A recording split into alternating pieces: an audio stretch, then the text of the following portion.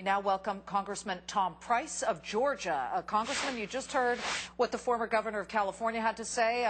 What do you feel about taking this $200 billion, I can't even call it a windfall because it is a credit line, but what we haven't spent on TARP and putting it toward possibly using it for some type of jobs program? Oh, goodness, Nick, Liz, this is wrong on so many counts. It's just hard to know where to start. First is the rule that when you find yourself in a hole, you ought to quit digging. Remember, TARP was supposed to be temporary, and many folks said, well, you're going to get all this money back. You remember those words? Well, in fact, the CBO has just told us recently that over $240 billion is just gone. And the fact that the statement that government can create jobs is flatly wrong.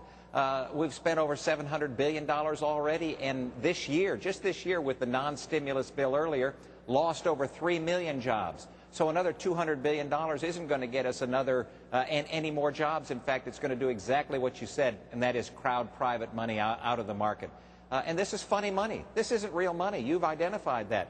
So the good news is that there are real solutions. And where I agree with the governor is that you can put in place appropriate policies that would create jobs. But they aren't being talked about right here by the majority party in Washington right now. Things like decreasing the burden on small businesses, things like decreasing taxes, allowing individuals to keep more of their money so that you do create significant, robust activity in the market. Didn't you folks in Congress give up your right to complain when you essentially signed over to the executive your willingness to let them do what they want with the TARP money?